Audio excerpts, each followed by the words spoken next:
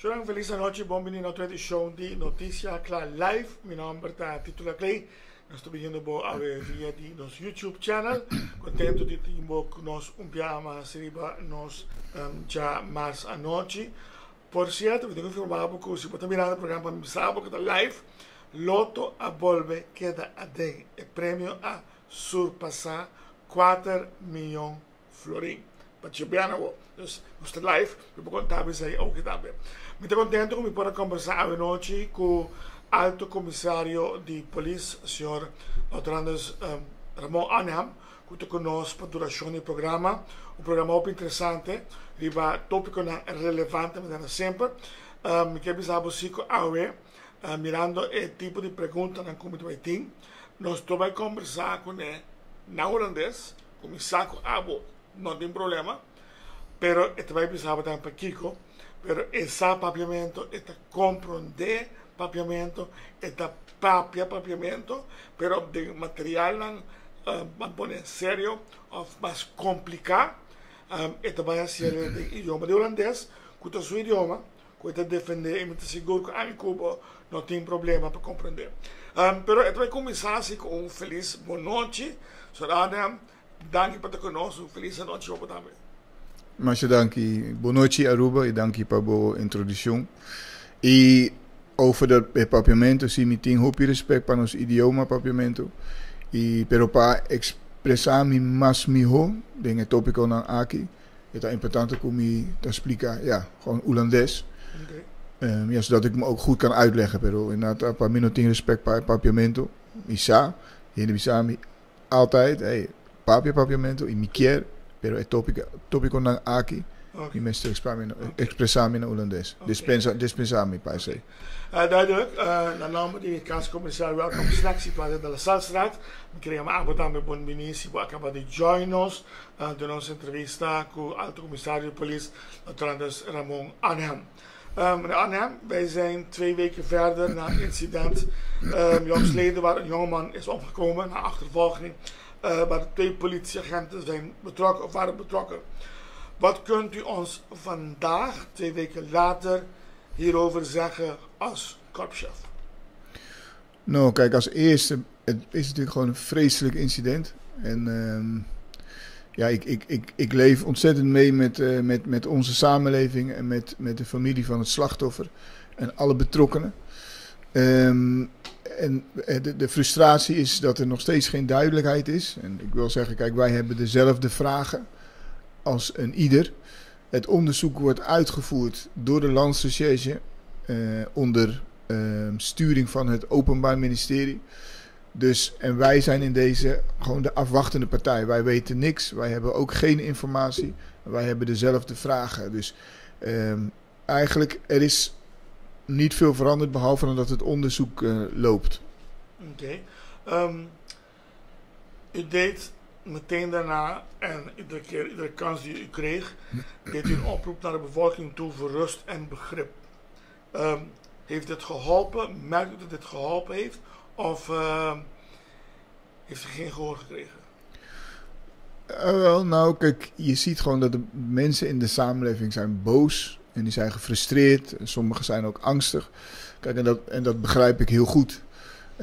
Hetzelfde geldt ook bij ons in de organisatie. Mensen hebben ook vragen, zijn ook boos en hebben ook angst. Vragen zich van alles af. Dus het is we zagen gewoon een tense situatie waarin veel emoties zijn. En daartoe heb ik gezegd van, laten we proberen naar elkaar te luisteren. Laten we proberen met elkaar in verbinding te blijven. En laten we gewoon de mensen het werk laten doen, zodat we ook de goede antwoorden gewoon naar boven krijgen, waar we allemaal behoefte aan hebben. Zie. U heeft een lange carrière, ik zou niet zeggen achter de rug, want u bent nog steeds bezig. Maar heeft u ooit zoiets meegemaakt in uw carrière, uw lange carrière, waar zo'n geval gebeurt, het zij in het klein of te groot? Heeft u ooit zoiets meegemaakt? Nou, laat ik het zo zeggen. Dus Akinang, dus hier waar we toch met elkaar op een klein eiland in een hechte gemeenschap leven, is dit incident gewoon heel hard binnengekomen. Overal voelbaar. Op de hoek van de straat, overal waar je naartoe gaat. Dus in deze heftigheid Nee, moet ik heel eerlijk zeggen, dit is voor mij echt dat ik denk van, nou ja, en ik heb heel veel dingen meegemaakt, maar in deze setting, ja, is het gewoon verschrikkelijk. Maar überhaupt, wat er is gebeurd, dat is met geen woorden natuurlijk te beschrijven voor niemand. Wat ik ontdek en wat ik merkte, en meerdere mensen ook, is dat, omdat dit misschien iets nieuws is, men niet precies weet wie wat nu moet doen en welke verantwoording welke persoon heeft. En dus worden dingen naar u gegooid en geroepen, terwijl u niks van mee kan doen. Ja. Dan is mijn vraag, wat is uw taak als korpschef in zo'n geval, in zo'n incident? Wat zijn uw verantwoordelijkheden? Ja, zie je, kijk, het hoort erbij dat men zich tot mij richt. Hè. Dan zeg ik het dan gewoon, dat is gewoon part of de functie. Ik ben daar gewoon het aanspreekpunt. En ook gewoon voor de samenleving en ook voor mijn collega's. En daar, soms wat je te horen krijgt, is niet altijd even leuk. Maar ik begrijp de woede en de vragen en de frustratie. En men wil gewoon actie zien. Dat zou ik zelf ook willen zien namelijk. Ja, en wat we moeten doen, en wat we misschien, als we terugkijken, want je moet ook gewoon kritisch zijn naar jezelf, hadden we misschien iets beter en iets sneller, iets duidelijker moeten communiceren van wie doet nou wat. Ik denk dat voor een heleboel mensen niet duidelijk was dat de politie, ik word daar betrokken in deze situatie, niks mag doen bij wet in dit onderzoek, omdat we staan betrokken. En dat de Landsrecherche dit onderzoek uitvoert. Ik denk dat sommige mensen ook hebben gedacht van, hé, wacht eens even. De slager keurt zijn eigen vlees. Dus de politie is hierin betrokken. En vervolgens gaat de politie zelf het onderzoek doen. Dat zou natuurlijk incorrect zijn. Maar als je dat denkt, dan ga je natuurlijk wel denken van, hé, dat kan niet. En dat hebben we denk ik veel te horen gekregen. Zie. Het heeft een beetje lang geduurd, maar uiteindelijk kwam de OM naar voren met een bericht dat zij bezig mee zijn. En een antwoord dat iedereen wilde horen waarom de agenten niet vastzitten en alleen geschorst zijn. Dus naarmate die bericht heeft eindelijk iedereen meer, zou ik het kunnen noemen, rust gekregen. Omdat men nu weet waar men aan toe is, wie wat precies doet. En dat was in het begin een beetje onduidelijk. Ja, dus, maar compreneer dat. Het is gewoon een hele vreselijke situatie. Hoe is de sfeer binnen het korps nu? Hoe voelt u zich nu? En hoe is de sfeer binnen de politie? Want er waren veel bedreigingen en noem maar op. En hoe voelt het nu? Oh wel, nou ja, kijk, het heeft gewoon wel indruk gemaakt. En het heeft ook zijn sporen nagelaten, net zoals bij iedereen. Bij de politie werken ook gewoon mensen met emoties. Die ook gewoon hun werk willen doen. En hier ook mee geconfronteerd zijn. Dus zonder dat ze er misschien iets mee te maken hadden. Dus kijk, wij zijn er. Wij doen gewoon het werk. Mijn collega's doen gewoon hun werk zo goed mogelijk naar eer en geweten. En we moeten ook eerlijk zijn. Kijk, dit incident heeft impact gemaakt. En wij zullen gewoon weer beter meer naar elkaar toe moeten groeien. Ik heb er alle vertrouwen in dat dat gebeurt. Maar de realiteit is ook dat we gewoon heel erg weer moeten investeren in de relatie met elkaar. In het vertrouwen. Dan heb ik het over dus de samenleving en de politie. En ook binnen ons eigen korps. Heeft dit ook impact gehad. Hè? Dus de collega's moeten hier ook van als mens van bijkomen. Maar als politiezorg. Wij zullen gewoon nog steeds dezelfde politiezorg leveren aan de samenleving. Leveren. Waar de samenleving recht op heeft. En wij zijn, kan ik zeggen, gewoon een professionele organisatie die dat ook zal leveren. We zitten nu aan een carnavalperiode, de laatste week. En ik noem dit omdat het toch een soort relatie heeft. Want mensen dachten, men gaat carnaval gebruiken om bonje te schoppen. En toch, waarom ik dit nu noem, volgens de berichten die wij iedere keer krijgen na iedere parade, krijgen we een verslag van de politie van zoveel mensen waren aanwezig, zoveel aanhoudingen waren er gedaan. En het klinkt of het lijkt, we lezen dat er steeds minder mensen zijn aangehouden, terwijl men dacht dat het uit de hand zou lopen.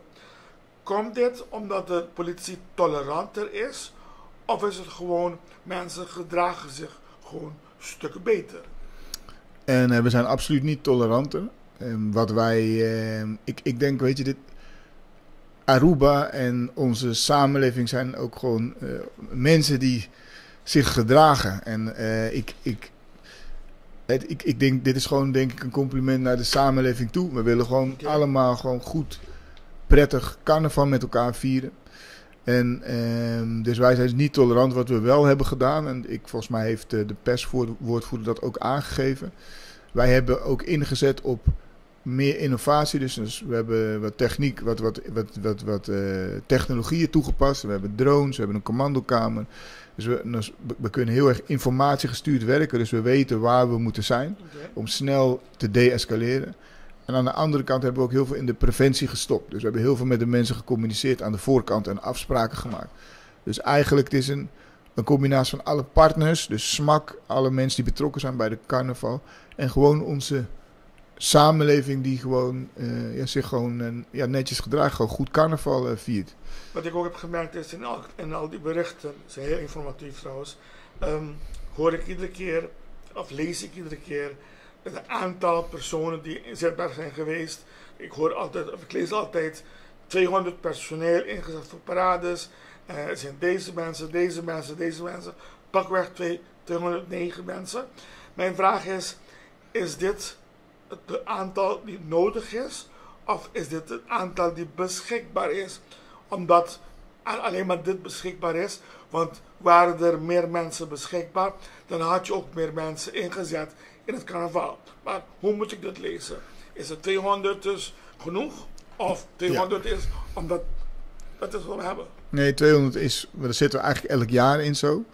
We zetten gewoon maximaal in, altijd op carnaval. En we houden een percentage voor de districten en de opsporingsdienst over. Omdat we ook gewoon naast de carnaval politiezorg moeten leveren. Want niet iedereen viert carnaval. En er gebeuren natuurlijk nog steeds andere dingen waar we ook moeten zijn. Dus we zetten gewoon elk jaar dit op deze manier in. We wisselen alleen van, we hebben nu dus een andere techniek toegepast. Volgende vraag is met oog op social media berichting. Hadden we laatst op zondag volgens mij een situatie gezien waar iemand in elkaar werd verslagen. waren 2 of 3 nu. En het werd van alle kanten gefilmd. En mijn vraag is dan, handelt de politie of moeten ze dan anders handelen om dit te voorkomen? Want het lijkt alsof de politie gewoon iemand aftakelt, terwijl misschien dit de manier van doen is als men iemand zo tekeer gaat. Maar nu dat we het allemaal kunnen zien, lijkt het alsof de politie gewoon een boeman is. Moet de politie zich daardoor met betrekking tot de social media, camera's en filmen zich anders gaan gedragen? Of is het gewoon part of the job en ja, dat het gefilmd wordt en dan vraagt men ook voor bijvoorbeeld bodycams? Nee, ik denk, bodycams die gaan er sowieso komen. Daar waren we al mee gestart. Kijk, het optreden moet gewoon, het optreden wordt altijd getoetst, dus het optreden moet gewoon goed zijn. En er is geen wet die mensen zegt dat ze niet mogen filmen. Dus als het optreden stoort, dan zullen de collega's aangeven van hey, pas even op, hè, want je stoort het werk. Pero het vervelende van opnames is, als het soms geen volledige opnames zijn, dus dan zie je niet de aanleiding van het optreden, maar je ziet alleen het optreden zelf. Dus we bewaken gewoon dat de politie optreedt, maar je ziet niet goed waarom. En dat is zo. En daar zou misschien een bodycams bij helpen voor een volledig beeld. Pero ja, filmen is niet verboden. Maar wat ik bedoel, misschien moet ik de vraag anders stellen. Want ze hebben zoiets van het parlement ook bijvoorbeeld. Men heeft het idee dat omdat de parlementariërs in een publieke vergadering worden gefilmd, gaan ze stoerder doen, gaan ze harder schreeuwen. Want ze weten dat het volk hun ziet. Aha. En dus daardoor gaan ze dan beter acteren.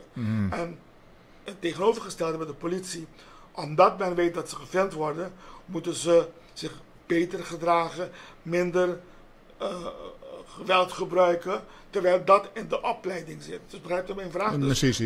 Dus dan is mijn vraag, men ziet, wauw, de politie slaat iemand in elkaar. Ja, mijn beste vrienden, zo leren we het op een academie. Dus dat is de manier om omgaan van iemand die bijvoorbeeld stomdronken is of agressief is. Jullie zien het niet, maar omdat er nu camera's zijn, blijkt het alsof de politie gewoon tekeer gaat. Dus dat is mijn vraag. Nee, maar comprende. Nee, als eerste, niemand moet in elkaar geslagen worden. En dat wordt ook niet op de opleiding zo geleerd hoor. Dus de optreden moet gewoon goed zuiver zijn. En dat kunnen de collega's.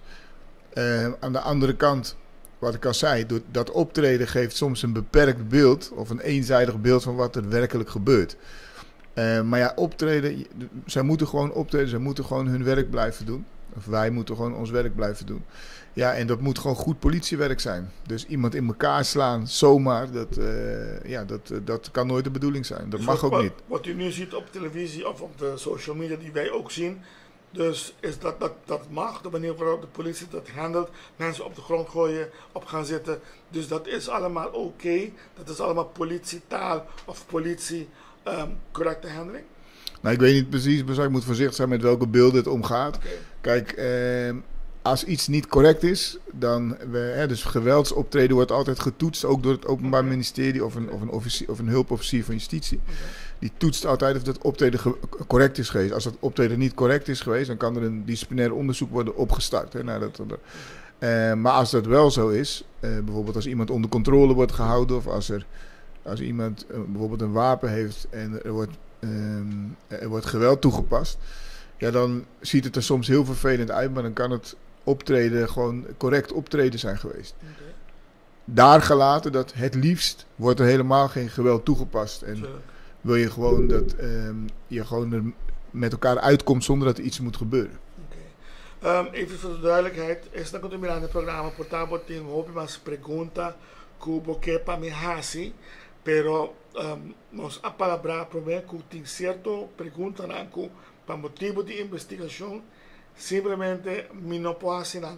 Queremos se me tatapor me lo hace e me se adelantar que tipo de pergunta não lo me não vai contesta ribaje toch dus me não assim dus ten em conta com tudo isso aqui não aguardo palavra of tem pergunta não com saco abo comitim e não por contestar para sobra e não também e não tá responsável para parte aí e tá aqui não sin embargo para contestar lo que sim é para contestar e para ser nos agradecer meneer Adam. Kijk, laten we het zo zeggen. Als de mensen vragen hebben, Misa, ik sta altijd iedereen te woord, of het, waar het ook is. En de mensen moeten hun vragen kunnen stellen. Ja. Dus ik wil absoluut, laat de mensen gewoon vragen wat ze willen vragen. Ik kan niet op sommige... Oké. Als u terugkijkt over de laatste 2-3 weken, hoe denkt u als korpschef over alles wat er gebeurd is, persoonlijk en als mens en als korpschef? Ja, het is gewoon vreselijk. Het is verschrikkelijk wat er is gebeurd. Er is heel veel gebeurd. En het wat als eerste in me opkomt is... niemand hoort zo te overlijden. En deze jongen, die hoort niet daar te zijn. Die hoort gewoon thuis te zijn bij zijn familie. Dus wat er is gebeurd, we zijn uit elkaar getrokken eventjes als korps en als samenleving. En wij moeten er gewoon alles aan doen. En wij zullen er alles aan doen om weer met elkaar te verbinden. En daarnaast ook gewoon blijven wij goede politiezorg leveren voor Aruba en voor de Arubanen. Hoe gaat u nu verder als korpschef? Moest u uw gedachten, uw houding, uw gedachtenwisseling of uw manier van doen veranderen na deze incident? Of zegt u ja, ik moet heel voorzichtig zijn, ik nu ga zeggen. It's part of business. Het hoort er allemaal bij. We gaan verder. We hebben van geleerd en we gaan verder. Hoe gaat u hiermee om nu in het vervolg? Ja, kijk, het is eigenlijk not a part of business. Hè. We hebben het over een leven van iemand. Daarom zijn we heel voorzichtig. Oké, zie. Nee, ja, voor mij, kijk, het is vreselijk. Want je hebt aan de ene kant je organisatie te leiden en te managen. Daar zijn ook mensen die hier problemen mee hebben, van wakker liggen ook, of gewoon problemen krijgen met hun werk doen.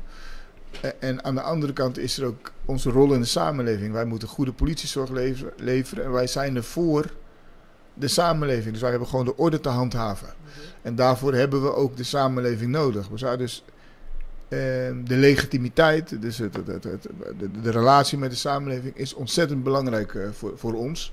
Voor mij ook. En ik zal er alles aan doen om daar gewoon in te blijven investeren. En net zoals dat ik alles zou doen om mijn collega's te versterken en te zorgen dat iedereen goed zijn werk kan doen. En dat wij als korps goed functioneren.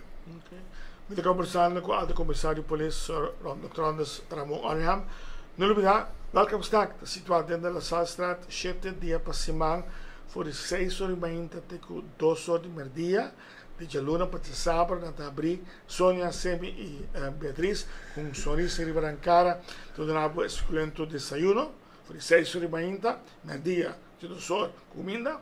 Já domingo na abrir de 6 horas teku 2 horas merdia 2 horas menos pero na abrir todo dia na abrir na situação de La Salstraat, casa comercial pelo que está programa importante aqui. We zitten nu net voor het laatste week, het laatste paar dagen, paar uren met carnaval. Hoe kijkt u op het carnaval sinds het begonnen is? Het was een geweldige geweldpleging, of dat was gebeurd. En nu zitten we bijna aan het eind. Hoe is het carnavalperiode verlopen als politie, als korpschef? Ik denk dat carnaval is heel goed verlopen. Als we kijken gewoon puur naar het aantal incidenten, dan zien we een goede afname. Dus er zijn minder aanhoudingen, er zijn minder overtredingen. En aan de andere kant is het incident heeft wel plaatsgevonden. Dus dat leeft ook, dat voel ik ook. En ik zie ook, ik ben bij alle carnavalsparades, van kinderen tot aan de grote parades. Okay. En ik zie ook de mensen, en ik praat ook met de mensen. En goed, ik hoor heel veel mooie dingen, gelukkig van, en dat doet heel goed, van een heleboel lieve Arubaanse mensen. En andere mensen, en daar is ook ruimte voor, die hebben soms een iets bozere opmerking. Hè. En dat mag er ook zijn, want dat gevoel is. Maar het gaat, carnaval is een feest, het verbindt ons, het is een... Ik zie gewoon dat men geniet ervan. De kinderen genieten ervan. En dat is ook ergens een lichtpuntje in deze tijd. U bent dus tevreden over de manier van doen van uw collega's. En over het gedrag van het publiek. 100%. Hoop je content. Heel erg tevreden. Zie. Heeft u misschien een boodschap voor de bevolking? Kunt u naar deze camera kijken. In het Nederlands of op je mens. Met het zicht op de laatste 3 grote activiteiten. Ik denk dat het donderdag, zaterdag en zondag. Ja. Kijk. Laat me papi gewoon Holandes. Ja, aan ons volk, ons pueblo. Maar ik begrijp wat er is gebeurd. Dat het zijn sporen heeft nagelaten. Het is ontzettend erg. En onze organisatie is er voor u. Onze organisatie is er voor de veiligheid en de leefbaarheid. En daar zullen wij voor zorgen. En wij zijn er om met u in verbinding te blijven. En ik heb er alle vertrouwen in dat wij samen dit carnaval, dit feest, met elkaar tot een mooi feest zullen maken. En ik wil iedereen bedanken voor de steun, voor de verbinding en voor het met elkaar toch zo'n mooi feest maken, een mooi Arubaans carnavalsfeest. Dank u wel daarvoor. Mijn laatste vraag, misschien een prikkelijke vraag. Zal en kan deze zaak, die gebeurd is, uw periode op Aruba als korpschef overschaduwen? Aminosa. Kijk, ik kan alleen zeggen, ik probeer naar eer en geweten en alle integriteit probeer ik het werk te doen. Probeer ik het land te dienen, het korps te dienen. Maar dit incident is ook een heel stevig incident. Hè.